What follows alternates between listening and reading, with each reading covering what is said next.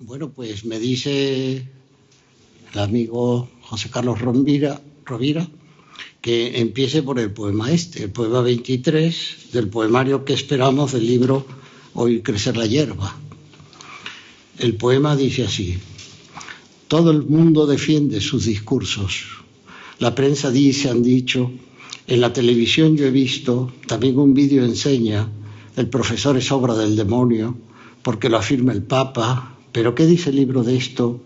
El diccionario pone, la academia, después indica no poner palabra, de Dios todo es mentira, y etcétera, y etcétera, y etcétera. Y voy a leerlo ahora como si no fuese verso. Todo el mundo defiende sus discursos. La prensa dice, han dicho en la televisión, yo he visto también un vídeo, enseña el profesor, es obra del demonio, porque lo afirma el Papa. ¿Pero qué dice el libro? De esto el diccionario pone, la academia después indica no poner, palabra de Dios, todo es mentira, y etcétera, y etcétera, y etcétera. Es un significado diferente.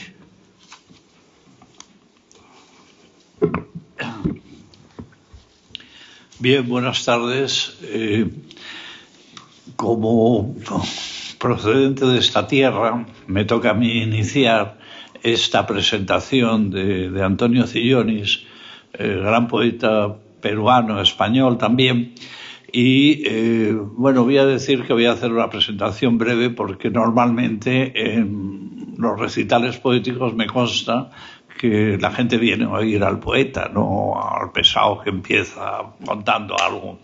Está Teodosio Fernández, que sí que sabe de verdad, porque yo, como voy a decir en primer lugar, he tardado en conocer la poesía de Antonio Zillonis, y además he tardado, y ahora me parece una aventura que nos permite viajar a lo largo de casi 2.000 páginas o más de 2.000 páginas que se iniciaron a mitad de los años 60, cuando el poeta estaba en España por primera vez.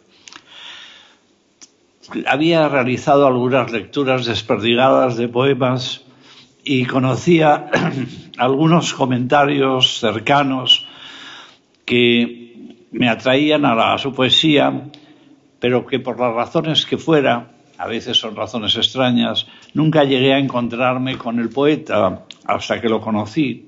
Nunca llegué a encontrarme con su obra, muy extensa en sus 50 títulos, escritos, como ya he dicho, desde mediados de los 60 en España hasta ahora mismo. Iniciarse en una obra así no es para mí tarea fácil. ¿Por dónde empezar? Sobre todo cuando la última recopilación son 5 volúmenes espléndidos que forman un cuerpo amplísimo. Me sumergí, como alguna otra vez, en un recorrido libre por sus páginas, deteniéndome y anotando aquello que me interesaba más y abandonando algunas veces lo que me interesaba menos, elección que cualquier poeta de tanta amplitud en su escritura puede permitirnos, sobre todo si hemos penetrado con ganas en un universo poético coloquial, de resolución narrativa en la poética creada, de indudable originalidad para las corrientes que prevalecían en el tiempo en el que Antonio Zillonis empezó a escribir en España. Los años 60 como referencia de quien se ha relatado que navegó a contracorriente de las aguas que prevalecían en aquellos años, en Perú y en España, donde tras un encuentro inicial con España ha vivido, quitando 3 años peruanos en medio de esta peripecia, a comienzos de los 70. Ha regresado continuamente a su tierra originaria y es muy peruano también en la poética. De mi viaje por su poesía, el primer encuentro que recuerdo fue esa evocación de realidad que iba surgiendo en sus palabras, en decurso narrativo o detalle imprevisto a veces. Era como ir leyendo fragmentos de realidad, transmutados por un esencialismo que determina el yo de autor, escritos en un tiempo en el que el realismo poético en España había caído en desuso, en España donde escribía. Han insistido mucho algunos de los que han escrito sobre su poesía en su condición de poeta isla o de poeta marginal, para situarlo en el contexto que, como decía la añorada Belén Castro Morales, siempre recordada, era el tiempo, por un lado, de los novísimos de Castellet en España, y de estos 13 en los que está incluido, aunque creo que, bueno, la antología de José Miguel Oviedo, aunque creo que desde el principio estos 13 tenían distancias Antonio Cillonis con ellos. La poesía de Cillonis significaba otra dirección. En primer lugar, como ya he dicho, una entrada a la realidad de alguien que se llamaba Antonio, que dejó las estrellas en su casa y que vallejianamente era golpeado por todos los seres de la tierra, como nos anticipa en un poema de aquellos días iniciales que ahora abre la edición completa de su obra.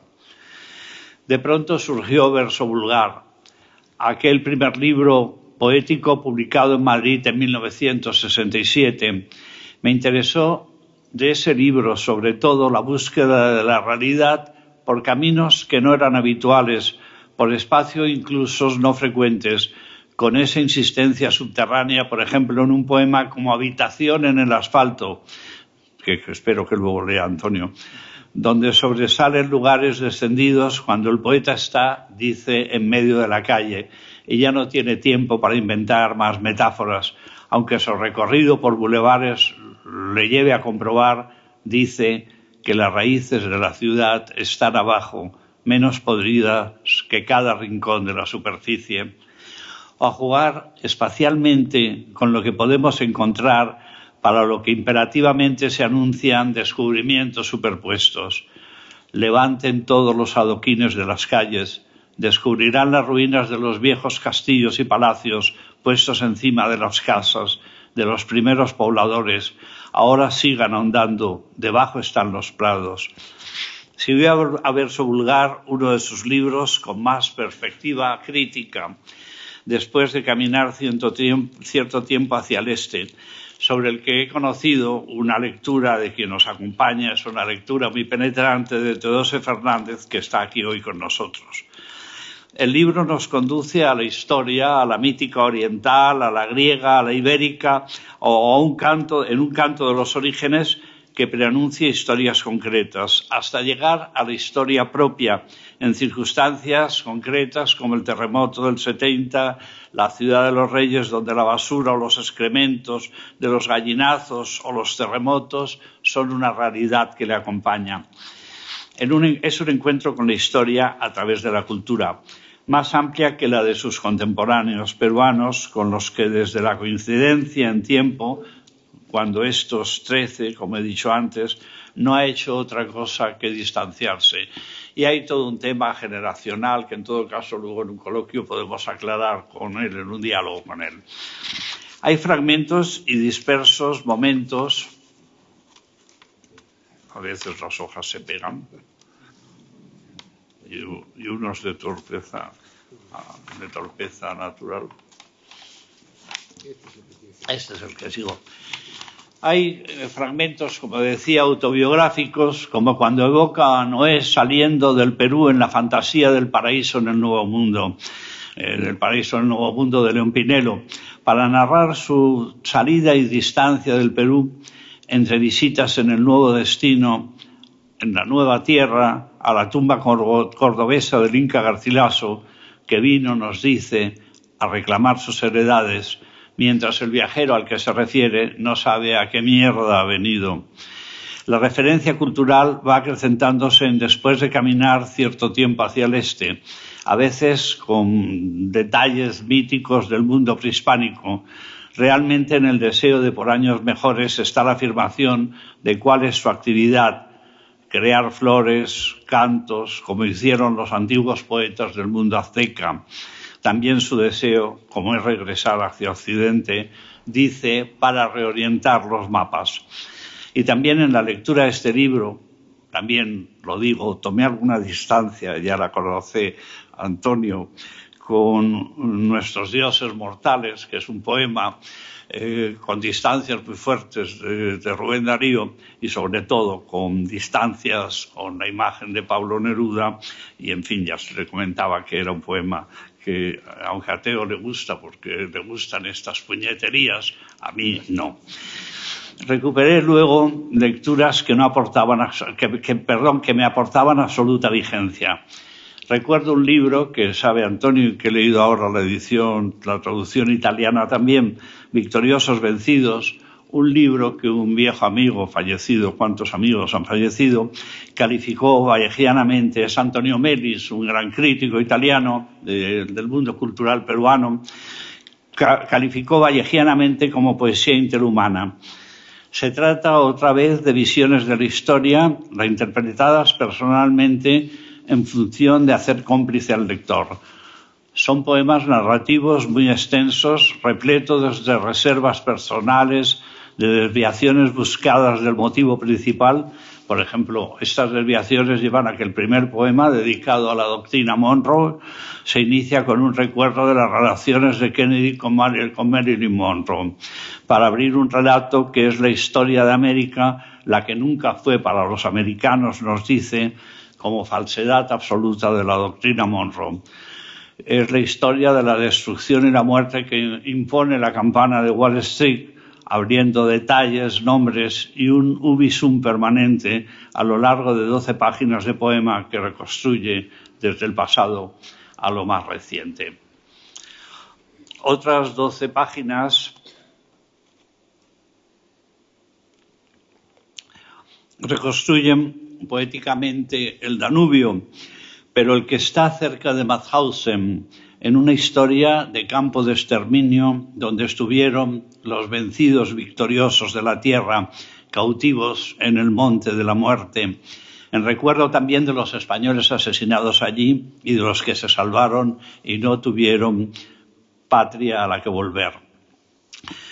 Sigue la evocación de los vencedores vencidos con los derrotados de la Guerra Civil Española para abrirse a otro extenso poema en esta nueva Arcadia, en lo que a lo largo de 10 páginas se reflexiona sobre acontecimientos y sufrimientos personales y sociales que nos saltan en la abstracción del relato cuando el protagonista nos dice: no estuve aquella primavera en el Hotel Bilderberg de Oosterbeek en los Países Bajos para afirmarlos luego, pero hasta hoy estoy sufriendo yo sus consecuencias. Es decir, tú también, eso es nosotros. El detalle que salta en el poema, y estas lecturas son necesarias hacerlas siempre buscando diccionarios, prensa, libros, es imprescindible el detalle para entender que a través del dato llegamos al club de Bilderberg, que con apellidos como Rothschild o Rockefeller, con 200 nombres más de políticos, ricos y demás compañía, dictamina actualmente desde 1954 las líneas económicas y sociales de Europa. El largo texto es una reflexión sobre el interior de alguien que afirma que no llegarán a pisar ni las conciencias ni el pensamiento. Siguen otros poemas de conciencia y afirmación en la historia contemporánea a través de las imágenes de los victoriosos vencidos, hasta un poema que no estaba en la edición primera y se ha incluido en la edición posterior a 2019. Se trata de un poema de futuro con el título Todavía vamos a vencer. Es la historia final de Catalina Muñoz Arranz, fusilada a comienzos de la Guerra Civil, cuyos restos aparecieron con un sonajero en el bolsillo, el de su hijo. Un detalle de nuevo anima la reconstrucción de la historia, el relato imposible de aquella tragedia, la restitución de la memoria. Voy a dejar mi recorrido aquí, como ya he dicho, porque tampoco se trata de cansarles, con notas para, a continuación, Teodosio Fernández hablará, con notas, lo dejo con notas dispersas que un día juntaré. Por ejemplo, tengo anotado un poema ante MH, lógicamente ante Miguel Hernández, que por cierto está ya reproducido, creo que estos días en la biblioteca virtual Miguel de Cervantes, en la página de Hernández, y me he recitado alguna vez con este poema aquello de por escuchar al tiempo que él despierta en otros que lo sueñan, cuando todavía empiezan a cantar después lo suyo como un eco. Y me he recitado otros fragmentos tuyos con el convencimiento de que reconstruiste una historia bastante paralela a la que siento, con palabras, sueños, imaginación, poesía. Gracias, por tanto, Antonio, por tu escritura. Gracias.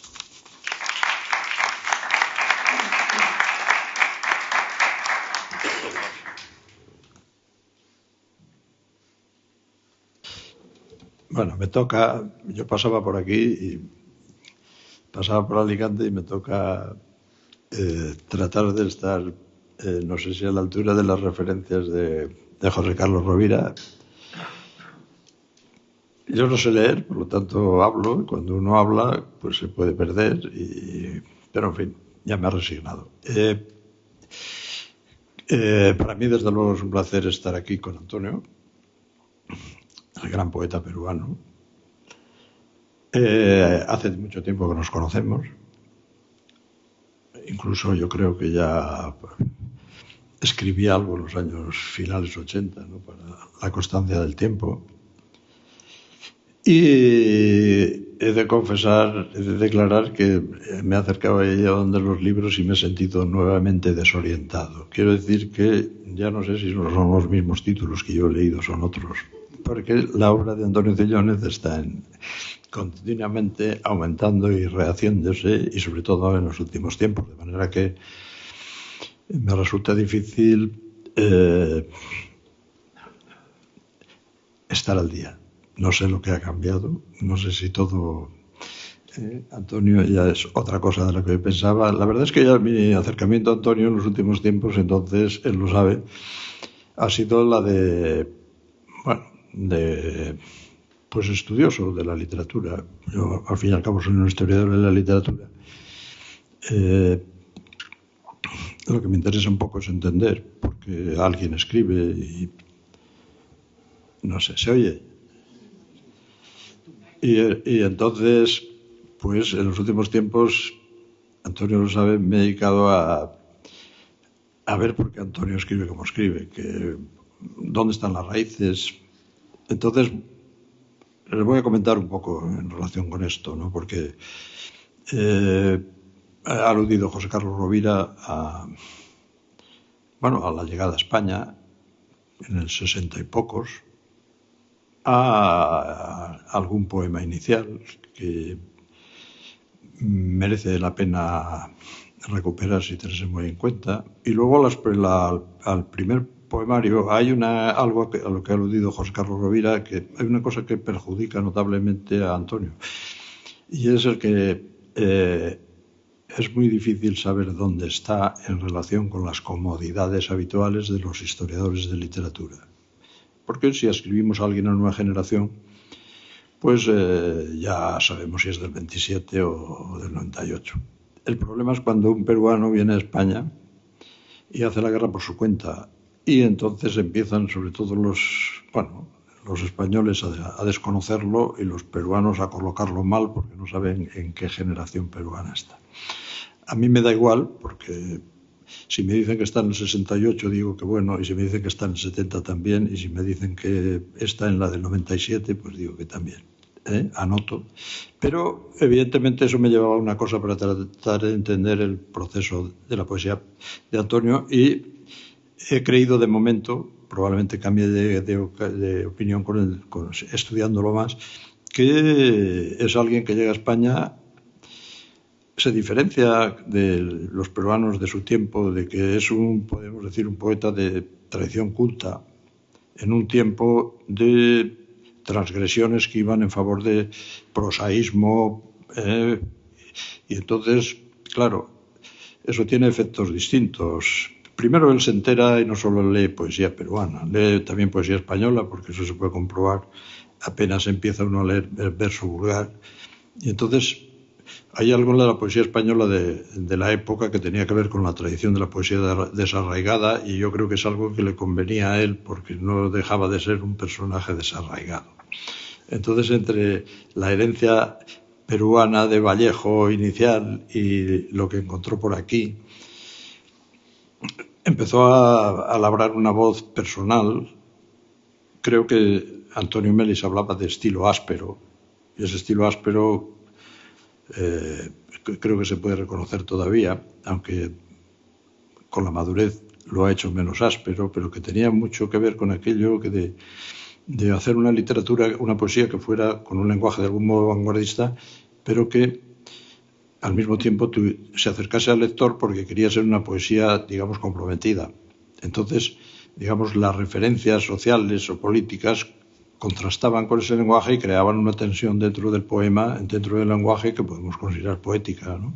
Y ahí es donde, además, bueno, pues eran épocas. Yo soy casi tan joven como él, entonces su comienzo tiene que ver con tiempos inquietos, ¿no? De los años 60, con la Revolución Cubana y eso que mencionaba de Neruda, José Carlos. En fin, es una poesía que, precisamente porque es de un poeta culto, además porque hay una intención a veces irónica, sarcástica, que tiene que ver con que es un poeta que es consciente de hacer poesía. De manera que no se trata de... O sea, siempre hay como una desconfianza, como una autocrítica, ¿no? Como una conciencia de que la poesía... Incluso está consciente que declara con frecuencia escribir algo así como para quien no lo va a leer, ¿no? ¿Por qué? Bueno, pues porque... Y sin embargo, escribe, como diría también, como desolado, para que algún día los desolados se puedan sentir acompañados. Eso quiere decir que su poesía, que trata temas políticos de los 60, y eso, como José Carlos ha dejado de manifiesto, va a llegar hasta hoy. O sea, es un poeta de inquietudes, llamemos, sociales. Yo diría que serían más éticas que políticas, porque está más bien consciente de que él, a la hora de ser poeta, utiliza un lenguaje de la cultura, y la cultura no siempre es lo mejor para acercarse al que no tiene cultura. Y sin embargo, en esa consciencia intenta acercarse. Bueno, se ha mencionado aquí los campos de concentración o puede aparecer después Ucrania, o puede aparecer las víctimas de la guerra civil, etcétera. Pero hay una parte peruana en él que permanece, que tiene que ver con el mundo campesino indígena. Todo eso tiene que ver, ya digo, con alguien que hace una poesía de solitario, de alguien autocrítico, irónico consigo mismo, que trate de acercarse a los demás en algo que a mí me parecía que, en fin, hacía que esa preocupación fuese ética. Luego hay cosas que a mí me gustaron mucho, ¿no? Ahí José Carlos ha referido a algún poema que remite a la poesía náhuatl, al Inxóchitl, la flor y el canto. La verdad es que hay, sobre todo a partir y durante un tiempo, a partir de su segundo libro, después de caminar cierto tiempo hacia el este, que hay una poesía de tipo narrativo, poesía como de viaje, poesía que podríamos entender que va al prosaísmo, un prosaísmo deliberado, claro, donde las referencias culturales hacen de contrapeso, y ahí puede aparecer pues el mundo clásico, el mundo prehispánico, Oriente, y eso también le da desde el principio una factura extraordinariamente interesante. Es una poesía exigente, desde luego, pero bueno, para eso estamos, ¿no? Para tratar de ponernos a la altura de lo que leemos. Bueno, no voy a... lo importante es que lea, pero quiero decir que esto empezó a liarla ya en los primeros 90. Yo acabo de descubrir su tercer libro, Los Dominios, y es un libro muy interesante, y quizá voy a tratar de ver cómo Antonio empieza a reagrupar por temas, de algún modo, los libros anteriores, y le añade una serie de poemas de un nuevo conjunto que sería Fardo Funerario, y eso tiene que ver con para mí es el momento más ligado al Perú, porque creo que en su obra es el momento más peruano, porque eso se escribe cuando Antonio se trasladó al Perú y estuvo, no sé si saben que hubo una revolución militar en el año 68 con Juan Velasco Alvarado, me parece que se llamaba, y Antonio estuvo trabajando en el Perú en los años 70, pues bueno, te viniste antes de que Morales Bermúdez cambiara el rumbo del gobierno militar peruano, o sea, la revolución militar peruana del 68, que fue uno de los digamos, sucesos del año 68, como hubo tantos, ¿no? Bueno, en el 67 había estado la muerte de Che Guevara, en el 68, pues todos sabemos, el Tlatelolco con México, el Mayo de francés, la invasión de Checoslovaquia, en fin. O sea, tiempos agitados que de alguna manera marcan la sensibilidad que Antonio ha mantenido después. Bueno, yo creo que con esto luego, si es preciso, hablamos, pero vamos, quiero decir que yo seguiré estudiando Antonio, claro, pero si quiera o no.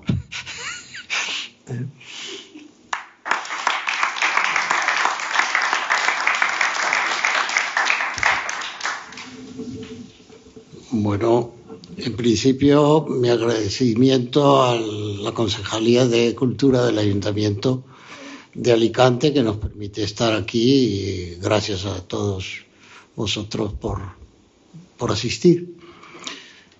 Antes de leer, voy a matizar un poco lo que has dicho tú. Valéry me da la razón, dice que los poemas no se terminan, se abandonan. Lo que pasa es que yo los recojo otra vez y por eso cambio los poemarios, cambio todo. Y por último, explicar por qué yo me fui antes del golpe de Morales Bermúdez, porque cuando salen los tanques a la calle ya se ha producido el golpe de Estado ideológicamente. Yo trabajaba en cultura. Yo tenía un alto cargo de cultura en el gobierno revolucionario de Velasco Alvarado y tuve que salir de mi cargo por discrepancias políticas e ideológicas. Entonces se me negó el trabajo y yo vine aquí no como exiliado político, sino como turista, pero en realidad era un exiliado económico. Bueno, y empiezo con el poema Bueno, voy a hacer recital temático, no por libros, no por poemarios. Y empiezo por la prehistoria. Aquí el catedrático emérito de la Universidad Autónoma de Madrid me llamó por teléfono y me dice: oye, que he descubierto un poema. Este poema, que es Antonio un hombre, que también lo ha mencionado José Carlos, pues es muy vallejiano. Yo lo escribí nada más llegar. Yo desembarqué por Santander y de ahí me fui a Barcelona a entrevistarme con José María Valverde. Y él ya sabía que yo llegaba. No es que yo fuese muy importante, es que a mí iba para arquitecto y me gustó la poesía porque el cura Valverde, que no es el de Atahualpa, pero coincide el nombre, el cura Valverde era hermano de José María Valverde y es el que me orientó a mí hacia la poesía. Entonces le escribió a su hermano, oye, y le explicó quién era yo. Y yo escribí este poema pues con 17, 18 años, no recuerdo bien, pero desapareció este poema. Anoche, cenando con Teo, le explicaba yo que mi teoría es que un escritor pues nace más o menos con 20 años, con 10 años no cuenta. Con 20, y de los 20 a los 40 años uno se dedica a copiar a todo el mundo. De los 40 a los 60 uno se dedica a ocultar lo que uno está copiando. Y de los 60 a los 80 uno pretende que todo el mundo le copia. Y yo ya voy a cumplir 80, no sé qué pasará en el 81. Entonces, esto no lo publiqué yo jamás porque era muy vallejiano. Pero ahora lo he incorporado, como dice José Carlos, para que se den cuenta de que Vallejo me siguió. Bueno, empezamos. Antonio hombre, Antonio amigo, Antonio hermano. Antonio que llegó de noche a Santander, Antonio que dejó las estrellas en su casa. salta a bordo, se sujeta la nuca con las manos, se mete en la vida con el codo, apoya el diente, retrocede un hueso, se palpa la frente, se silencia con un dedo. Antonio al frente con la panza en la baranda se patea. Antonio a malas, Antonio como loco. Antonio triste, Antonio medio muerto. Antonio se dejó las estrellas en el techo. Con la panza en la baranda Antonio se patea. Antonio a solas, Antonio boca arriba. Antonio el mismo, Antonio taciturno. Urgentemente triste en la baranda Antonio se patea. Antonio que subió con un martillo a la azotea, bajó sin las estrellas. Antonio solo, Antonio moribundo se patea. Golpeado por todos los seres de la tierra, carga su perfil de piedra. Y seguimos ya con los metapoéticos. Teo decía que todos mis poemas son metapoéticos. Pues sí, claro. Porque aunque no hable de la poesía, estoy haciendo un poema. Y entonces, de Una noche en el caballo de Troya, ya pertenecen todos a poemarios. Una noche en el caballo de Troya fue premiado, pero silenciado paralelamente. En el año 85 ganó el Premio Extraordinario de Poesía Iberoamericana, un premio en el homenaje que se hacía a Antonio Machado, Lorca y Hernández. Uno muere en el exilio, el otro es asesinado y el otro muere en la cárcel. Y entonces arranca el libro Una noche en el caballo de Troya, porque se lee en una noche y es un caballo de Troya, porque era un libro, y de ahí el silenciamiento, era un libro anticapitalista y antimonárquico. Cosas mías. Y el poema se titula El Anónimo de Lima. Escribo aquí desde una casa lóbrega y oscura para un niño rubio de Missouri que espiga una llanura amarilla de trigo bajo el sol.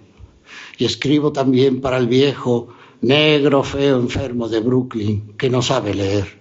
Yo escribo para los que no saben que yo escribo y ni siquiera que existo.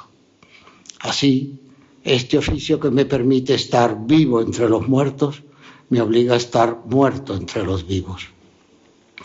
Y de una segunda vida, así se titula el poemario, una segunda vida porque uno tiene la vida ordinaria y luego la vida como escritor. Uno muere y el escritor sigue vivo, ¿no? Por muy malo que uno sea, pues los libros están ahí impresos. Espíritu de la escritura se titula el poema. En la celda del poema mi pensamiento es libre, libre es mi sentimiento y libre también mi imaginación. Y en ellos prisionero de mí tengo al carcelero. Entre las rejas de los versos soy libre en los sonidos que cada palabra aprisiona. Para que vaya conversando con mi propia soledad, mi inspiración me dicta mientras yo respiro cada poema nuevo, de cuya inspiración después dependerán sus formas. Pintar las uvas de tal manera que los pájaros que vengan a picotearlas sean lo que pareciera pintado y no las uvas. Pintar un pájaro, me pasa lo mismo que a ti, pintar un pájaro de tal modo que eche a volar, apresar solo en una pincelada la mano del pintor con la que sostiene la paleta y no el pincel, dibujar solo la verdad. ¿La verdad? ¿Cuál verdad? ¿Cómo voy a escribir acerca de ella si la cercan, la sitian y la asedian, si la censuran, si está en prisión, si ha sido sepultada? Y del poemario Huellas de la mano en la escritura, el poema Ética poética. Acorralado, siento la soledad de un preso, a duras penas condenado a ver por las rendijas de sus ojos el día, pero no los años, la noche, pero no los sueños, las sombras, pero no los cuerpos. Y entre rejas que son mis versos, con sus mismas muñecas como esposas y grillos a ambos pies, hasta soy prisionero de mis propias palabras. A veces le hablo a las paredes, incluso cuando callo, y estas cuatro paredes me comprenden. Por eso yo las amo. No piensan, aunque sé que existen, y entre ellas vivo preso, pero libre. Yo plasmo mi desolación en estas palabras que después tropezarán con gente en busca de consuelo, para que al menos en la soledad que plasmo con mi voz, alguien pueda sentirse acompañado más que yo de mí mismo. De Más vale tarde, ya un poemario más cercano al presente. El poema menciona los jardines de la paz. En Perú es muy corriente esos jardines de la paz sean los cementerios. Me estoy refiriendo al cementerio, eso se verá al final del poema. Y aprovecho para explicar que mi poesía es muy críptica, con muchos datos históricos, etcétera. Pero intento, no sé si lo consigo, que aunque no se conozcan los datos, el poema funciona. Si se conoce, mejor. Y si ya lo cogeteo, ya ni te cuento, ¿no? Porque ya encuentra hasta lo que he leído yo. Cosa difícil. Si te preguntas por el canon poético de mi país, yo te diré que escarbes en la tierra hasta que encuentres el sudor del que sembró la papa, que no busques adentro de las cárceles los sueños, sino que afuera mires el desvelo, sino la pesadilla que baja por las faldas de los cerros, que se cobija abajo de los puentes hasta que llega a los jardines de la paz para esconderse, sopesando la hondura de una fosa o al ser tapiado un nicho, y hasta después de haber topado la cabeza con el fondo, comprobar que la oscuridad, silencio y frío era lo que sentían en sus casas. Si nada de eso se oye en lo que suena, si no se muestra nada de eso en lo que miras, ese canon poético no sirve, no puede ser jamás el de mi patria. Y de un poemario anterior, Simetrías, ya paso a los poemas personales. La libertad de prensa. Estoy viviendo en una España pues tremenda, ¿no? Porque yo no sé si el que ha vivido siempre en España, pero yo con todas mis raíces, pues yo lo veo desde la Barrera, los toros, ¿no? Yo lo veo con perspectiva. Y estamos casi en el año 2023, el 24 acaba de empezar. Del 1923 son 100 años, suficiente para calibrar lo que es un país. En el año 23 se da el pronunciamiento del general Primo de Rivera, la dictadura, etcétera, el prefranquismo hasta el comienzo de la guerra civil. De la guerra civil hasta la muerte de Franco es el franquismo. De la muerte de Franco hasta el ascenso de Aznar es el posfranquismo. Y desde el ascenso de Aznar hasta hoy es el neofranquismo. Esa es mi opinión. Entonces yo siempre me he sentido perseguido. Y es verdad, cuando adquirí la nacionalidad, eran tiempos antiguos, yo tenía que pasar por el comisario, pero no el comisario de exposiciones como tú, de Miguel Hernández, sino el comisario de placa policial. Y tenían 5 carpetas mías, esas azules con gomas. Es decir, yo era en el Perú estaba prohibido ir a Cuba y yo vivía aquí. Y todos los que iban a Cuba pasaban por Madrid. Y como podían desaparecer, se entrevistaban conmigo y me dejaban cartas, me dejaban testimonios de que habían llegado al Perú. Entonces me decían que dónde quedamos. Pues en el Bar Flor, en la Puerta del Sol. Pero si enfrente está la policía, sí, pero mi teléfono está pinchado, así que ya saben lo que estamos conversando. Por eso leo esto. La libertad de prensa. Creían que cantaba a tiempos idos historias de extraños reinos. Pensaban que escribiría anécdotas. Jamás se me crevó la voz. Nunca me temblaron los labios. Fue mi mano estremecida la que siguió el curso entrecortado de los acontecimientos.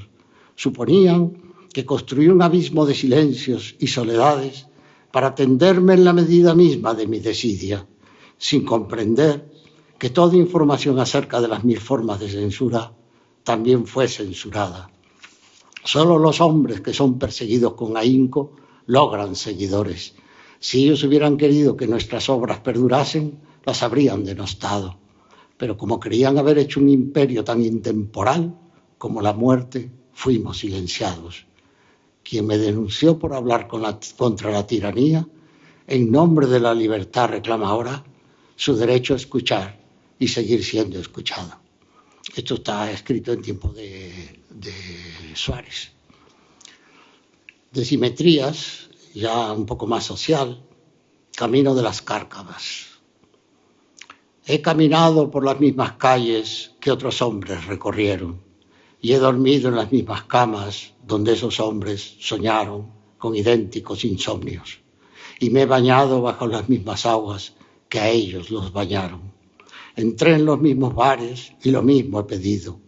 He esperado en las bancas de las mismas plazas y he contemplado los mismos árboles y los mismos pájaros. He cantado y silbado las mismas canciones. Bailé los mismos bailes, respiré el mismo aire de todos. Ante la misma pared me he derrumbado y en el mismísimo suelo he vivido. Desafié los mismos vientos y perdí mi misma sombra bajo el sol de un desierto inmenso. Ahora mismo digo lo que he oído decir a otros con la expresión de sus ojos vueltos hacia la misma nada. Y ahora pongo esta piedra en tu camino. No para que tropieces en esta sola piedra, no para que te sientes sobre esta única piedra, no para que recojas esta primera piedra mía íntima. La pongo para que sepas que aquí mismo estuve, que por aquí mismo he pasado, para que no te sientas solo, para que no te creas ni primero ni único, y deja esta piedra aquí donde la puse después de encontrarla en mi camino, porque tampoco habrás de ser tú el último. Y seguimos con Usina de Dolor, el poemario por el cual me otorgaron el Premio Nacional de Literatura. El poema 29. Pues, explicar solamente que aunque yo digo que estudié filosofía y periodismo, etcétera, pues no es verdad. Yo estudié filología románica e historia moderna y contemporánea. Podría haber tenido, sin embargo, yo un autito, de hecho, como lo tengo ahora, y haber sido chofer de colectivo, pero estudié filosofía y periodismo. Con el oficio yo aprendí más tarde a ser algo psicólogo, sociólogo, mas no lo suficiente para afrontar así la vida. También he escrito libros y publicado algunos textos en diarios o revistas. Hoy me arrepiento tan profundamente de no estar manejando un taxi. Van de acá para allá tranquilos, regresan, vuelven, para dejar o recoger a quien les dé la gana y parar donde y cuanto quieran, sin tener que tomarse ahora el vaso que me tiende lleno de cicuta.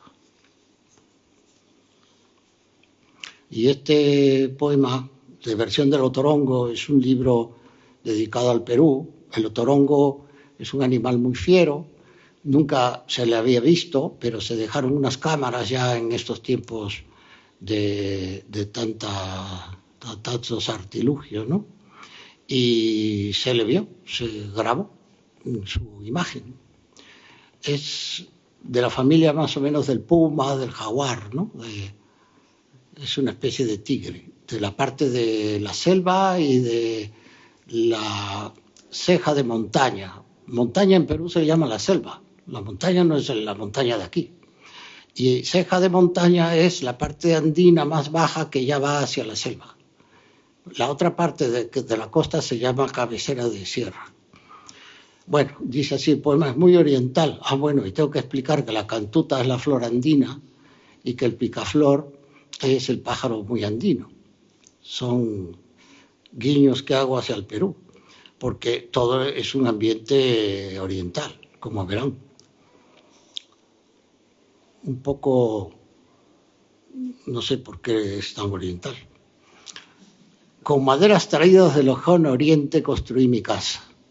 Mi cama es como el alma de Luyu, que descansa en la flor de los cerezos, de breve aparición en nuestra corta vida. E igual que Tao Yamin amaba el crisantemo, de cuyas hojas así están hechas todas las paredes de mi cuarto, a mí, tras las ventanas que dan al patio y que jamás las abro, me seduce frente a la flor de la cantuta siempre un colibrí. Pero lo mismo que su dunyi siento que mi amada es la flor del loto, dormida siempre en una cuna de agua sobre sueños, ya sea como anhelo o bien como letargo, pero que caen ambos en un largo olvido. Muy semejante todo al tembloroso suelo de tablones de madera que soportan mis pasos inseguros al crujir, Cuando la voy buscando a tientas, debajo, arriba, al lado, tras las cortinas, detrás de cada mueble, por todo el aire, dentro del cubo de la ropa sucia, que como antes ya nadie lava ahora, o entre las sábanas revueltas de la cama, sin hacer desde que ella se marchara. Bueno, aquí quería decir que estaría leyendo a los chinos, sí. No, los he leído ya muy joven. Yo para desligarme de Vallejo, precisamente, leía a Mayakovsky, leía a Shevchenko, leía a Brecht, eso se nota. Leía a los chinos, también se nota. Leía a todo el mundo, y ese amigo tuyo, azteca, maya, que hacía la Casa de los Cantos, todo eso es de joven, para desligarme de Vallejo. He vuelto a Vallejo ya cuando tenía una voz propia, buena, mala, pésima, como sea, pero propia. De hecho, me han calificado a mí en vez de la poesía, eso lo ha visto Eva Valero, una profesora catedrática de la Universidad de Alicante, que lamentablemente pues no ha podido venir, pero quería venir. Y ella lo dijo, que se había definido al poeta, pero no a la poesía. Y ella me calificó de singular. Y yo casi que voy a añadir, haciéndole un homenaje a Carmen Alemán, que está aquí presente, inusual. Mi poesía es inusual, ¿verdad, Carmen? Es que ella ha inventado el término inusual para la literatura y lleva lo de singular. Pero en el fondo también es plural, porque es social mi poesía. Así que de todo número. Decía que en los poemas es la voz lírica, es el yo poético el que habla. Porque la gente, aquí en este poema nadie me ha preguntado que por qué se marchó ella, ¿no? Ella no es ella, no es mi mujer.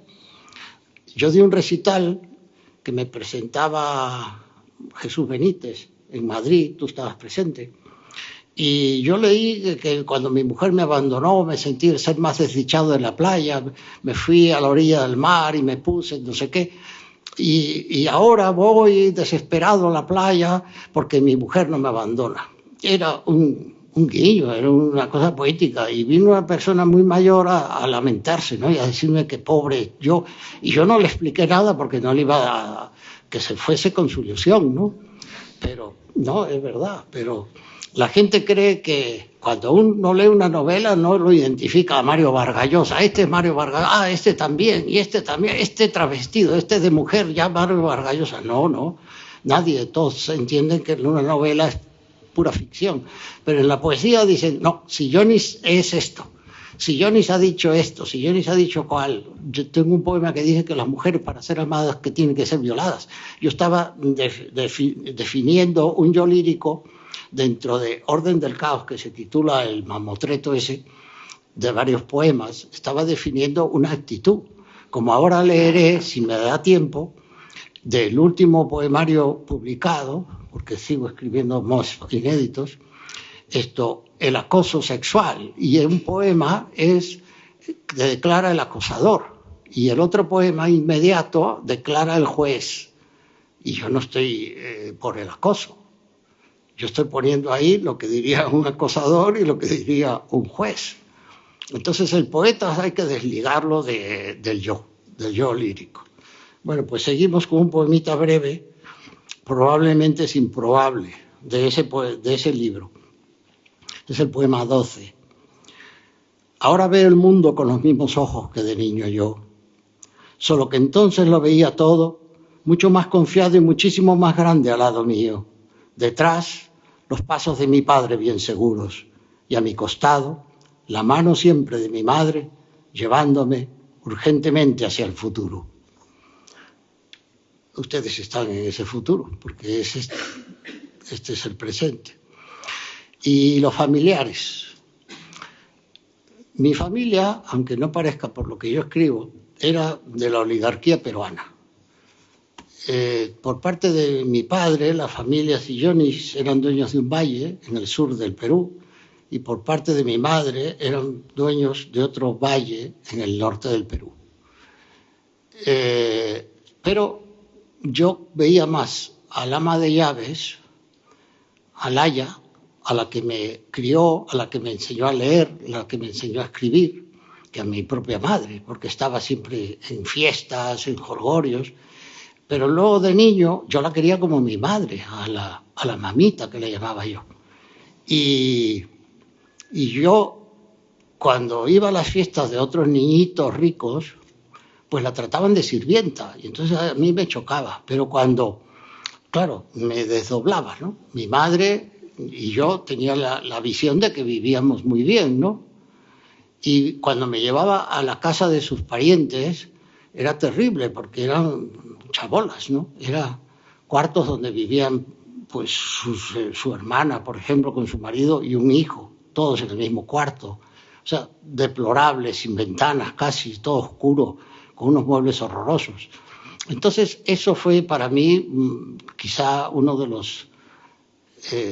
de las puertas hacia la poesía social. Después ya vino el leer a Vallejo, que si ustedes lo leen se darán cuenta por qué lo digo. Y luego ya vino pues ya la parte ideológica, Mariátegui, José Carlos Mariátegui, el primer marxista de América Latina, fundador del Partido Socialista Peruano. Mariátegui no era estalinista, quería la revolución, hacerla nacional. Entonces, este es el poema Cuando muere la mamita. La muerte también llamó a su puerta. Pertenece al poemario Aires de Familia. En esa misma esquina, donde el ómnibus del colegio nos dejaba o recogía, no hay nadie despidiéndome o esperándome, interrumpiendo el tiempo de hacer nuestros deberes. Ninguna voz nos llama a merendar, y al terminar la ducha diaria, nadie me seca la cabeza con la toalla o mira por detrás de mis orejas. Nadie me viste ni tampoco ya me peina. Nadie me anuda la corbata. Nadie sube a velar mis sueños ni me arropa en la cama para que nada me despierte. Nadie me coge de la mano para que escriba por primera vez estas mismas palabras. Nada de esto sería extraordinario si yo tan solo hubiese sido un hijo suyo. Pero ahora, sin yo saberlo, está ella agonizando y yo no estaré allí, a la salida de ese gran colegio que es la vida, para llevarla ya al gran hogar de los primeros padres. Mi propia vida fue su meta, el viaje ha sido en sí el destino suyo. Y el siguiente poema que voy a leer es dedicado a mi hermano. Mi hermano vivía en Trujillo, pero Trujillo de Perú, y yo pues he pasado más de media vida en España. Entonces hice este poema de nostalgia, porque cuando yo estaba en Perú, él se vino aquí a estudiar, que en realidad se dedicó a bailar y a tocar la guitarra, porque no estudió nada. Casi me fastidia porque mis padres no se fiarían de mí para traerme aquí a estudiar, pero como yo sí sacaba buenas notas allí en el colegio de los jesuitas, pues entonces se fiaban de mí, pero se equivocaban, porque en el hemisferio sur las estaciones son diferentes. Y entonces empieza el curso en abril y termina en diciembre. Y enero, febrero y marzo son los vacacionales que se llamaban, que eran los suspensos. Y los suspensos iban a colegios nacionales, ya no a los jesuitas. Y allí pues estaban pues todos los que no eran blancos, para decirlo así. Y yo siempre he sido muy pacífico. Mi hermano se trompeaba, se peleaba con todo el mundo, yo no. Y entonces yo tenía terror a suspender para no ir ahí porque me iban a masacrar. Blanquito, con el apellido que sonaba y tronaba por todo Lima, porque no solamente tenían las tierras, tenían también, por ejemplo, una concesionaria de automóviles que se llamaba Sillonis Oberti, Sociedad Anónima. Tenían textiles, tenían de todo, y todo con sillones. Me iban a masacrar. Entonces yo por eso sacaba buenas notas. Después ya cuando llegué aquí a la universidad, como era otro ambiente, yo ya me fumaba las clases, porque tampoco eran muy interesantes. Yo iba a las buenas, a las de La Pesa, a las de Damaso Alonso, pero muchas me las fumaba, no voy a decir de quién. Vamos con el poema de mi hermano, y yo no sé si me estoy pasando. Subí a lo alto de la montaña, repleto de una gran nostalgia tuya, porque quería al menos divisar tu casa, pero desde ahí solo se atisbaba el mar. Entonces miro al sol del atardecer sabiendo que en el amanecer aún también tú lo estarás mirando. Él es entre nosotros como un ágil mensajero, como el espejo puesto en una esquina o las antenas en las cumbres de los cerros, que a través de él cada uno de los dos nos vemos, siempre a solas del otro. ¿Y quién diría que de pie ante el viento ahora no te estoy contemplando vivamente en mi recuerdo? Mas cuando el sol se pone, da igual cerrar los párpados que esperar a que las pupilas se dilaten, a fin de que mis ojos se adentren en la noche para ver la misma oscuridad que desde lejos podría contemplar mi propio hermano. Y sigo con los personales. Esto ya es del último poemario, Mientras corre el río. Hacienda San José, esa es la hacienda de los Sillones del sur de Ica. Para que luego la gente piense que sabe la historia, porque en el Perú la familia Fujimori, del dictador y ahora Keiko Fujimori, crea Fuerza Popular. Y el presidente de Fuerza Popular de la región de Ica, que es donde estaba la hacienda, es Fernando Sillones, un primo segundo mío, porque la hacienda no era solamente de mi padre, era de todos los Sillones. Entonces, él es de izquierdas, o él va a gobernar Ica para los intereses. ¿Sabe lo que ha pasado? Que la familia, menos yo, han recuperado las tierras. Claro. Entonces dice así el poema. Quedarse contemplando todos esos árboles, resulta tan hermoso verlos al borde del camino, pero en verdad mirarlos solo me entristece, al no poder decirles con orgullo, aquellos los plantó mi padre, y esos el padre de mi padre, porque otros fueron los que los plantaron, por mucho que mi abuela diga que ella fue quien mandó plantarlos. Lo único que realmente en mi familia se hace es el trabajo de hacer que todos los demás trabajen. Y pasamos a la naturaleza, como vamos de tiempo. Hay tiempo. Naturaleza. Retrato del paisaje de Huellas de la Mano, que ya ha salido el título, Huellas de la Mano en la escritura.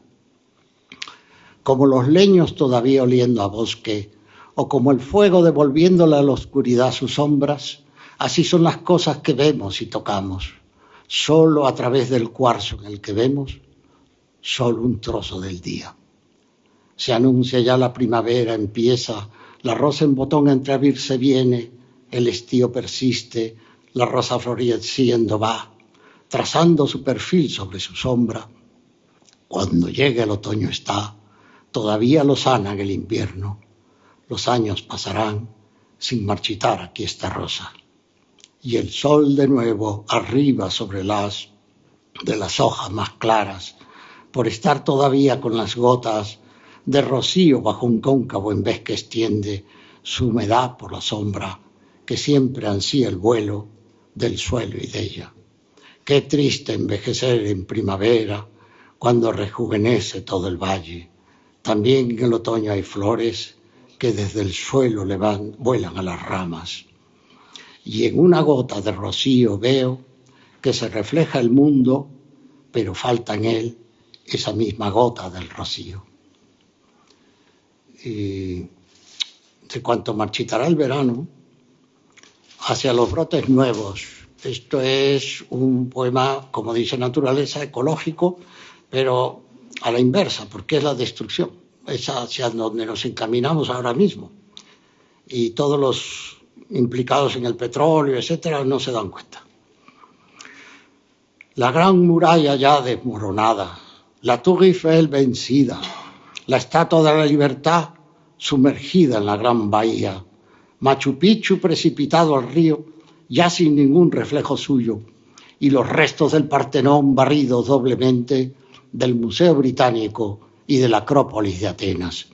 Toda la civilización en Nueva Atlántida, la lluvia, el viento habrán deshecho cualquier vestigio de que aquí estuvimos, de vuelta al fango de la tierra, convertida en escoria de la lava, yaciendo ahora bajo la sombra de otras cosas.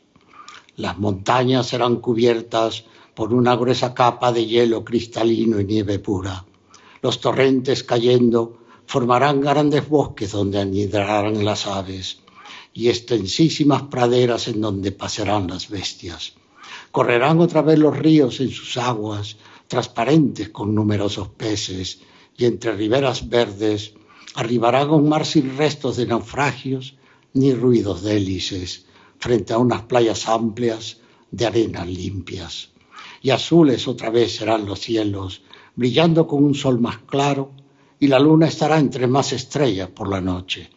Todo eso ocurrirá, oh Teócrito, oh Garcilaso, cuando no quede nadie que lea ya bucólicas ni que Éclocas escriba. Y para terminar este bloque del poemario Despertat, el poema 23. Pasen, señores, vean el mayor espectáculo del orden natural de las especies. Contemplen el acuario. Un diminuto pez desesperadamente nada, gira de pronto hacia la izquierda, después a la derecha. ¿Está perdiendo tiempo? O a lo mejor ganándolo. Mientras un tiburón detrás, sin zigzaguear, en un bocado de agua enorme se lo traga. Ahora, por favor, sin bajarse del auto, contemplen la sabana. Un león persigue una gacela, clavándole la zarpa, se cuelga de su grupa. Cansada de correr llevando al león a rastras, se tumba, en el preciso instante en que, pegando un salto, el león le clava los colmillos en el cuello.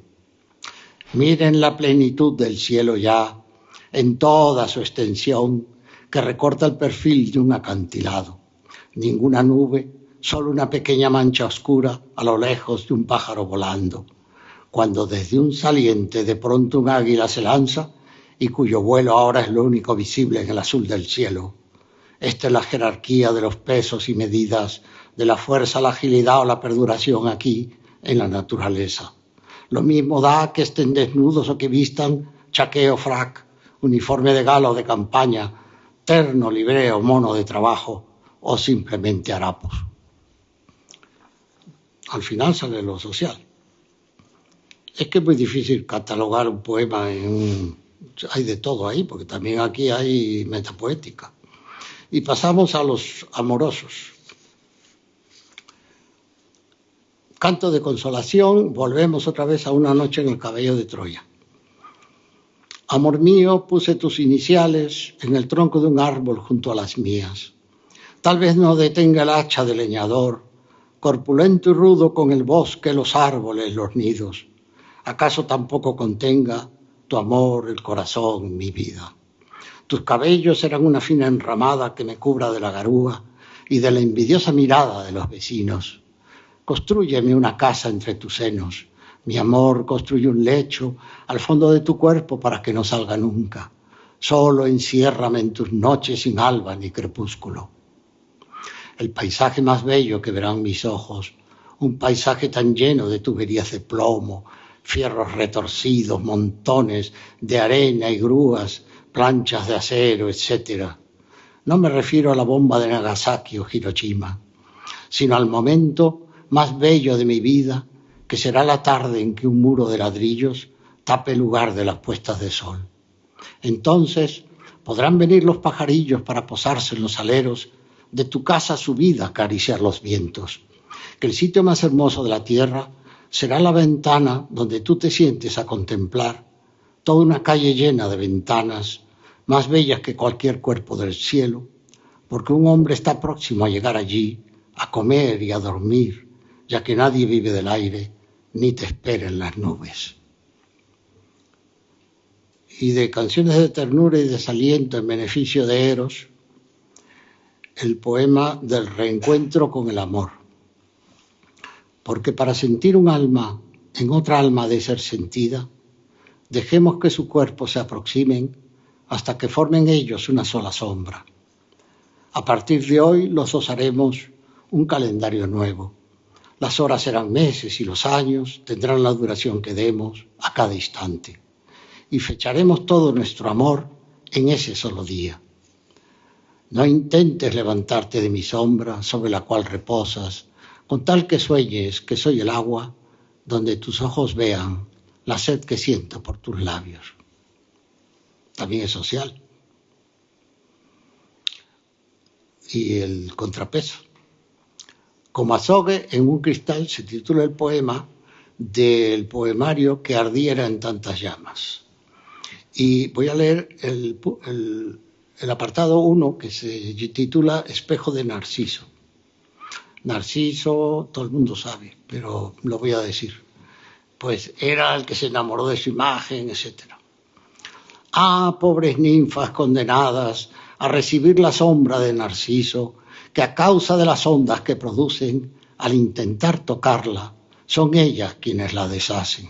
Oh carne de agua, sombra de aire, que sin ninfas también desaparecen, al enturbiar su imagen las lágrimas del alma de un Narciso igualmente condenado a ver cual cuerpo de la amada, la propia sombra del enamorado.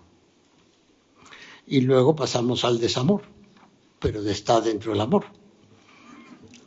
Se llama Apostilla a Crónica del Falso Amor, porque hay un poema anterior que es la Crónica del Falso Amor. Y eso está en Máscara de Dolor y Gozo. Y aquí aparece una serie de, casi un zoo, una serie de animales aquélidos, es decir, andinos. El Perú está siempre muy próximo a mí. ¿Por qué? Pues porque yo no estoy ahí. A mí en Siena me invitaba Melis porque explicaba mi obra, Antonio Melis, catedrático de la Universidad de Siena. Y los alumnos me dijeron que, ¿por qué? Eran alumnos que hablaban castellano, porque era en hispanoamericana. Y me dijeron que por qué yo era tan truculento y con tan mala conciencia y tan social. Y les dije, miren, Marco Martos, un compañero mío, un poeta de mi generación, porque yo no soy del 70, soy del 60 como Marco Martos, un poeta, Marco Martos, ha escrito la Caballera de Berenice. Y dentro del libro La Caballera de Berenice hay unos poemas árabes. Yo, aquí, en Siena, pero normalmente en Madrid, porque yo viví en Madrid, me pongo a cantar flores y pajaritos y me suicido, porque no soy consciente de los problemas que hay en mi patria. Pero Marco Martos ya está viviendo eso. Si escribe lo que yo, se suicida, porque ya acaba saturado. Entonces, por eso hay tantas cosas de Perú, ¿no? Por la conciencia que tiene uno. Bueno, la llama, la alpaca, la vicuña, todo eso, y el guanaco, creo que está por aquí, no, ese es otro poema. Esos son animales andinos, y precisamente son de menos a más. Llama, mejor la alpaca y mejor la vicuña. La vicuña está prohibidísimo, ni siquiera tocarla, matarla menos, vas a la cárcel. El charango y la quena pues son instrumentos también andinos. Y mamanis pues son los espíritus, ¿no? Los de allí, todo esto es muy andino. Dice, ella tocaba dulcemente su charango y mi quena, triste le contestaba en la quebrada un eco, de ambos sones en uno se fundían. Oh mamanis, si logran que ella me recuerde, mi joven llama les ofrezco, pero a eso mismo 2 vicuñas y 3 alpacas gordas añadiría en sacrificio si consiguen que yo me olvide de ella. Y ahora viene lo del acoso. Eso está en Espíritu Desnudo, que es el poemario siguiente al que leí antes, no sé cuál, Mientras el río corre. Y es el poema 10 y el siguiente es el poema 11 de Espíritu Desnudo. Aquí habla el acosador. Venías hacia mí como si fueras a ninguna parte y vi entonces tus pechos apretados por una chompa estrecha alrededor de tus pezones que temblaban a cada paso tuyo.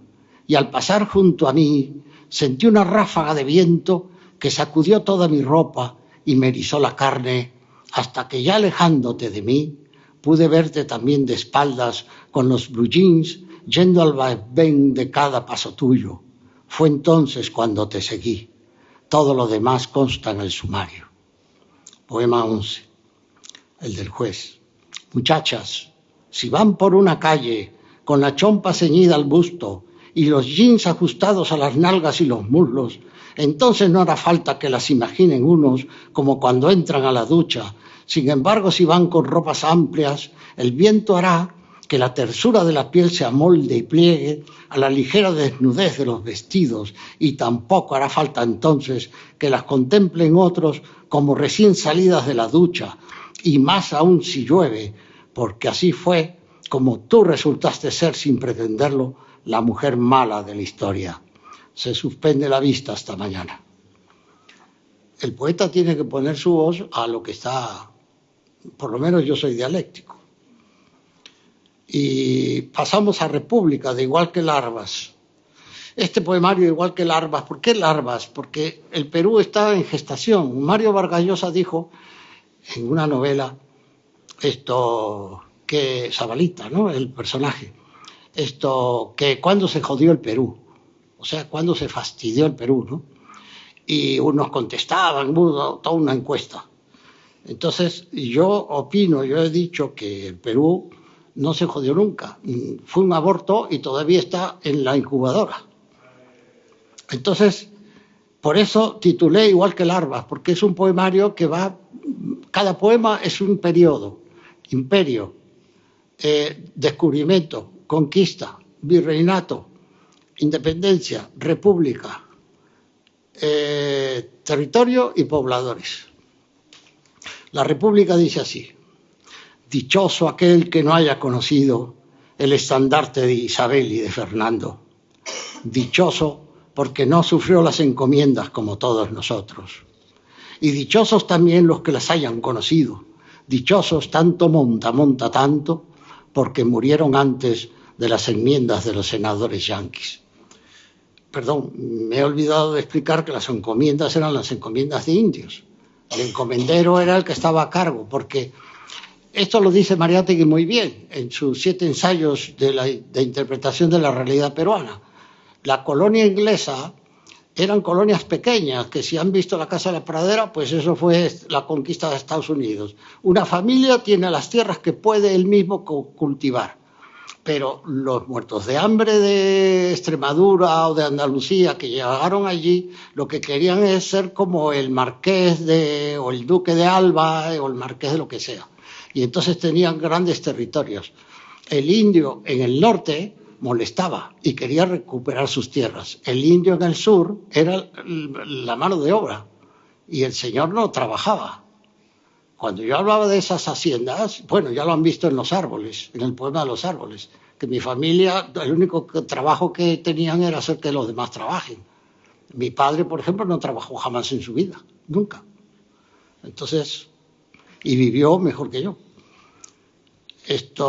Contra el falso rey Midas de Victoriosos Vencidos, porque este es breve, porque los otros no se puede. Esto también está sacado del periódico. Se descubre un pecio pues es lo hundido, ¿no?, de un barco. Y en el Caribe, en las costas colombianas, se descubre un pecio. Y al gobierno español no se le ocurre más que reclamar eso como suyo, cuando eso está en las costas de Colombia y ha sido sacado del virreinato del Perú, que no se llamaba Virreinato del Perú, se llamaba muy propiamente Virreinato de Nueva Castilla. El de México se llamaba Virreinato de España, no por España, porque España no existía en ese tiempo, era el Reino de Castilla y el Reino de Aragón. Y España, igual que Alfonso X, cuando hace la historia de España, se está refiriendo a Hispania, al territorio, a la tierra, a la península, tanto Portugal como Castilla, Aragón y todo. Bueno, entonces lo saqué es respuesta a ese gesto, creo que sobraba por parte de España, ¿no? De Portobelo rumbo a Cartagena de Indias, el galeón San José fundido con oro, plata y esmeraldas todo, lo que el Perú mandaba, tanto al rey como a nobles y eclesiásticos del reino de Castilla. Y ahí 600 hombres perecieron. En el fondo del mar todavía descansa el pecio que en España reclaman como suyo. Saquen del fondo del Caribe cuanto les pertenece, devuélvanlo al lugar de donde nunca hubieron de venir. El esqueleto de sus naves, los maderos podridos del galeón, la cadena y el ancla que no detuvo el barco hacia la muerte, todo llévenlo hasta su antiguo hogar con la osamenta de 600 marineros, donde tenían que haber muerto, no ese sino otro día, no en medio de este mar de envidia, de violencia, de avaricia, sino en su propio lecho, con dignidad, sosiego, calma, y no en aquella soledad de estruendo y de bullicio atroz, sino cerca de caras y de voces conocidas. Pero dejen el oro con la plata y esmeraldas donde estaba, reclamen solamente lo que es suyo, y así tomen su miedo, su inconsciencia, su egoísmo y váyanse, mas no el dolor, ni el sacrificio, ni el sudor de aquellos que andan en su propia tierra como asesinos de sus sueños, ladrones de sus mismos bienes, mendigos de cuanto con sus manos han sembrado, de cuanto con sus brazos defendieron, de cuanto ante su sombra fueron despojados. Y volvemos a Usina de Dolor. Los profesores del departamento de la Universidad de Alicante se acordarán, y tú también que estabas en la mesa, que yo buscaba como loco un poema para terminar el recital y no lo encontré jamás. Y es de Usina de Dolor, Premio Nacional de Literatura. La gente se creía que eso era para mí maravilloso, ¿no? Para mí lo maravilloso fue que me diesen el Premio Poeta Joven del Perú cuando tenía 24 años, un premio que se da cada 5 años a un poeta menor de 30. Ya el Premio Nacional de Literatura me lo dan con, no sé si 70 y cuántos años, ya me da igual el Premio Nacional. Tanto me daba igual que ni sabía que este poema estaba en Usina. Y el poema es político, claro. ¿Y dónde estábamos? En lo político. Leonardo, todo el mundo sabe quién es, Leonardo da Vinci, la Gioconda, su famoso cuadro que está en París, los girasoles de Van Gogh. En su época, o sea, en mi época, fue esto la mayor venta en una subasta que hubo. Luego ha sido superado, claro, porque los japoneses, los yanquis tienen mucha pasta. Y el Guernica de Picasso, ¿quién no sabe lo que es? Platón es un filósofo griego que hace una de las utopías primeras, y esa utopía la titula República, la República de Platón. Y ahí en la República expulsa a todos los poetas. Esto podría ser una metapoética, pero fíjense que yo nombro cuadros, no nombro poemas. Pero el poema es poesía. Y dice así, o pretende serlo. Porque hoy más que Leonardo existe la Gioconda. Porque los girasoles de Van Gogh no se marchitan. Porque después de muchos años, en este mismo instante, están cayendo bombas en el Guernica de Picasso. Esto es lo que Platón temía de nosotros en su República. ¿Por qué? Porque cuando yo leo una novela, sé que eso es mentira. Cuando yo veo una obra de teatro, sé que es diversión. Cuando yo leo un ensayo, digo, este me quiere convencer, me pongo en guardia. A ver, ¿de qué me quiere convencer? No me voy a dejar convencer porque a mi edad me desbarata todo y tengo que reestructurar todos mis conceptos. Ah, amigo, ahí está el secreto de la poesía, que no todos lo cumplen. La poesía tiene que ser emoción, tiene que emocionar. Y el poema más político que yo pueda hacer, si yo lo pongo en voz de una voz lírica, de un yo poético, con la emoción de ese señor, ya no es panfleto. Pero si yo estoy hablando como quería Brecht en su teatro, en poesía no funciona, porque entonces se vuelve panfletario. Para eso, pues escribe una proclama, vete a una manifestación, haz pancartas, pero no un poema. Y seguimos con lo político. Poema 16. Sí, ya termino. Para el debate. Pero es que como tengo miedo de que me... Claro, entonces yo estoy alargando la cosa para que no tengáis tiempo. Vale, Antonio. Leo hoy lo mismo que leyera ayer Rodrigo Borgia entonces Alejandro VI, que estos parajes son los mismos del paraíso terrenal, y veo lo que un periodista ahora muestra como documental sobre América Latina, que en medio de un estercolero, una niña entre restos de basura hurgando declara que ella de mayor querría ser obrera, y otro niño responde que de viejo le gustaría seguir vivo para poder de anciano tener esa niñez que nunca tuvo. Habrá quien piense, mirando esas imágenes grabadas por la cámara, que lo que muestran no es más que una burda réplica de la leyenda negra, sentado ahí desde un rincón del paraíso terrenal privado que él habita, rodeado de este infierno que está afuera y que es así de tan intenso como resulta ser también inmenso. Pero ante esta acta de restricción de apelaciones, sujétenme la llama por un momento, que me voy con el perro en busca de un pan que ya no queda y de cualquier periódico a ver de hoy en qué nos miente. Bueno, pues, finish. Pasamos al debate. Sí. Bueno.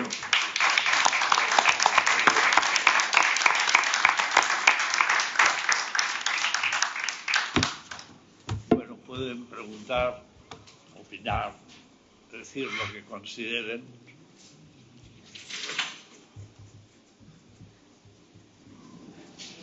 ¿Sí?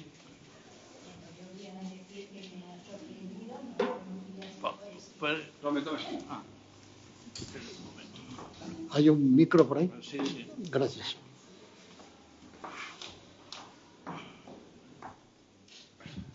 Bueno, quiero decir muchas gracias por los poemas que me han emocionado muchísimo. No lo conocía como poeta. Y bueno, lo que más me gusta de la poesía siempre es cuando denuncia cosas y lo hace de tal manera y con tal lenguaje que atrapa al que lo escucha. A mí hoy me ha atrapado mucho sus palabras y la verdad se lo agradezco porque hay poemas hermosísimos de lo que has leído. Yo he cogido un libro para que me lo firme. Creo que es de la etapa más mayor y bueno, pero me ha parecido que todo, o sea, yo soy de Madrid y lo que he hablado de esa época que la he vivido también está todo pues sumamente reflejado y con una dulzura y unas expresiones preciosas. Muchas gracias y bueno, maravilloso, ¿eh? Tenía que decirlo. Esto no funciona, sí. Si yo lo llego a saber, le digo que me presente usted. Antonio, yo creo que el de golpead, ¿puede ir bien? ¿Cómo qué? El de golpead. Más lejos. El de golpead, ¿lo intentas? ¿Lo lees? Ah, bueno, sí. Yo creo que a ella le va a gustar. Yo lo que no he entendido bien es lo de mayor. ¿Mayor como poeta o mayor como hombre? Sí, es broma.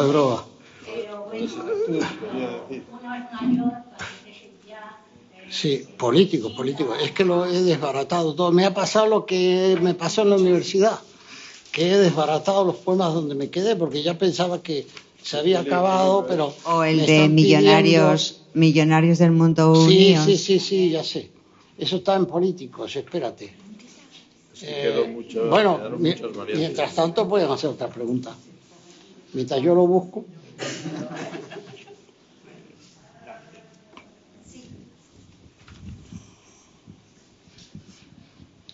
Yo tengo una pregunta para José Carlos y para Teodosio. Como estudiosos que sois de la obra de Antonio y lectores acérrimos, a mí siempre me llama la atención cuando lo escuchas, ¿no?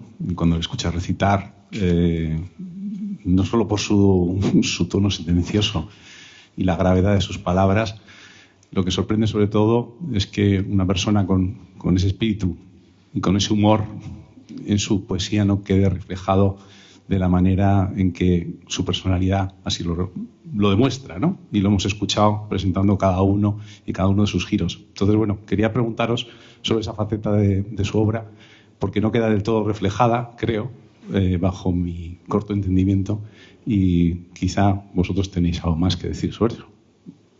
Recuerdo algún poema de Antonio donde juega con Marcial, los epigramas, ¿no? Y hace, pues bueno, parodias y cosas de ese tipo, pero no es lo más común ni lo que él suele reflejar.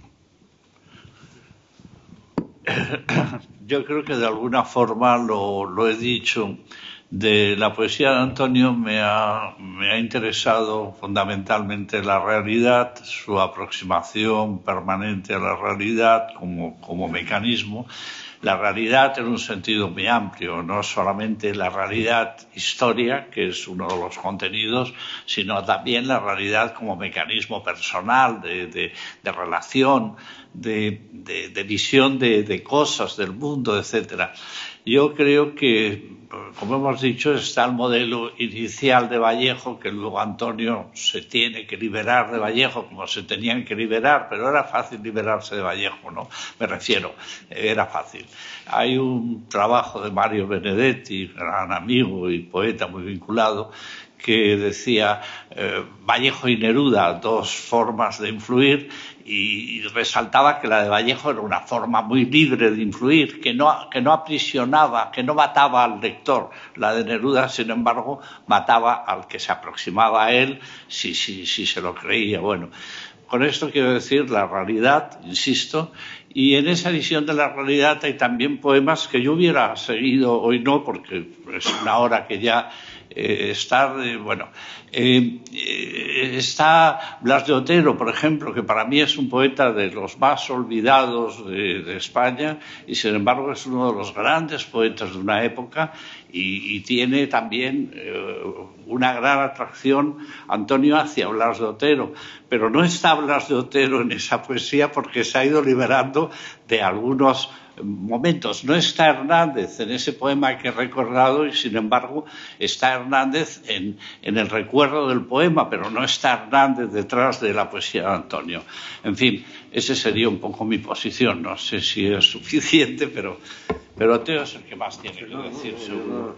Lo ha dicho muy bien. Por otra parte, yo creo que es, en fin, cuando uno viene a un recital elige los poemas que quiere. Yo creo que si hago yo la selección de los que yo leería, pues a lo mejor eran otros. Quiero decir que hay aparte creo que también Antonio ha habido, con la madurez, ha adquirido un tono más reflexivo, menos abrupto, la ironía es más fina, por lo tanto menos evidente o menos bruta también.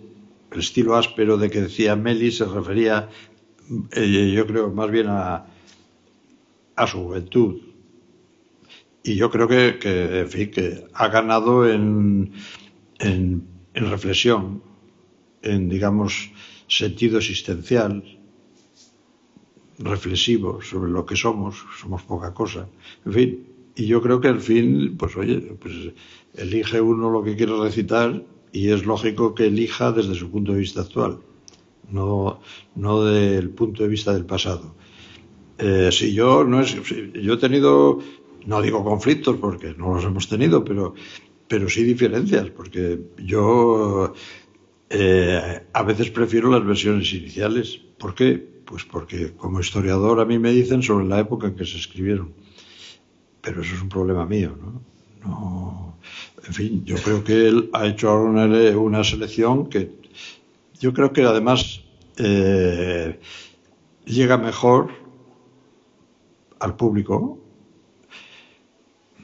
quizá porque además pues vivimos hoy, no vivimos en 1975 cuando publicó Una noche en el caballo de Troya, me parece que fue ese año, ¿no? 87, perdón, eso fue lo de... En 85 me dieron el premio. Exacto, ya se me cambian las fechas, entonces, los números.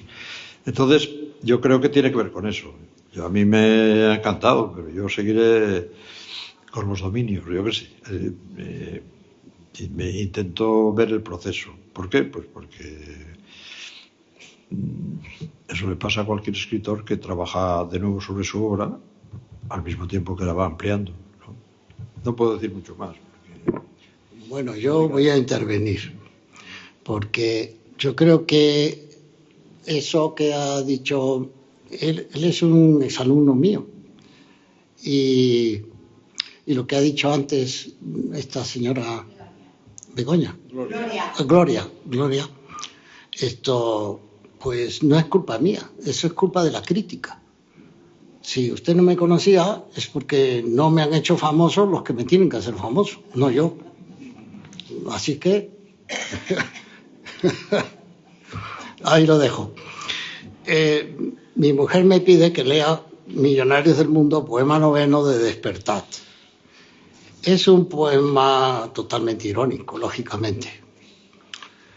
Millonarios del mundo, uníos, porque los pobres acaparan alimentos y encarecen así después los precios que pasa en Chile, porque es el pueblo el que produce la escasez, la carencia, la miseria que pasa en Venezuela, porque el obrero no distribuye los productos que así les pasa ya en Bolivia, también a los mendigos porque se llevan su riqueza a Suiza. Esposas de los millonarios, sacad las cacerolas a la calle, golpeadlas fuerte para que todos oigan que pasáis hambre, seguid golpeando fuerte para que escuchen todos que en sus vidas llenas de miseria no dejan vuestros hijos de drogarse. Golpead más fuerte entonces, mucho más fuerte ahora todavía, porque ya vuestros nietos están a punto de morir de inanición. Golpead, golpead, golpead.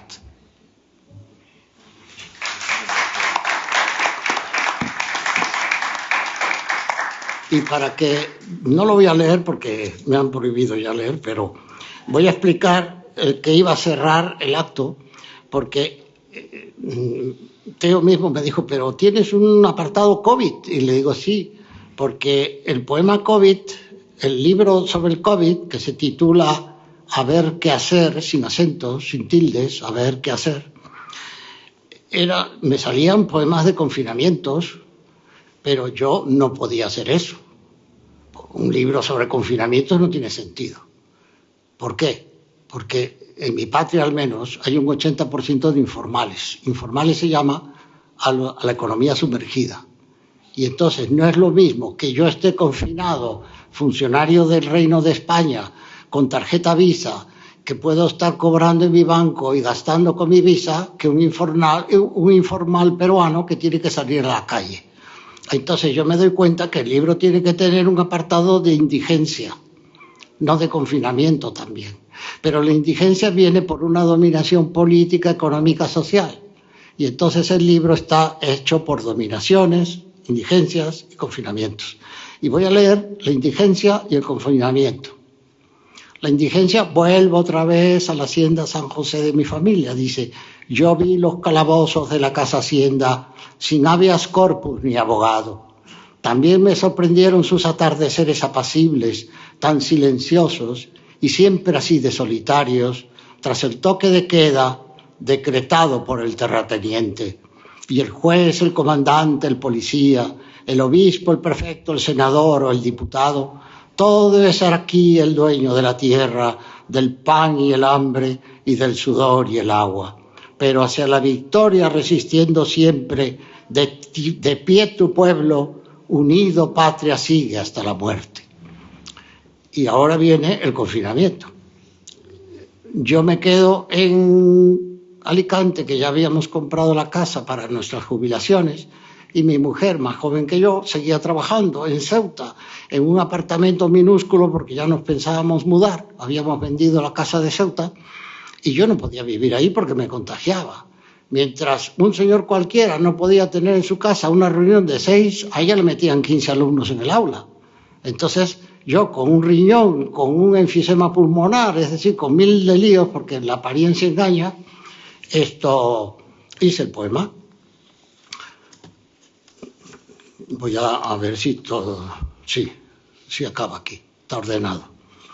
Noto a oscuras tu ausencia que se palpa a mi costado cada noche entre las sábanas, y en cada asiento que sigue únicamente siendo tuyo está todo tu peso que se ahonda y como un holograma ante mis ojos resurge cada vez que miro en la cámara oscura oculta en mi memoria.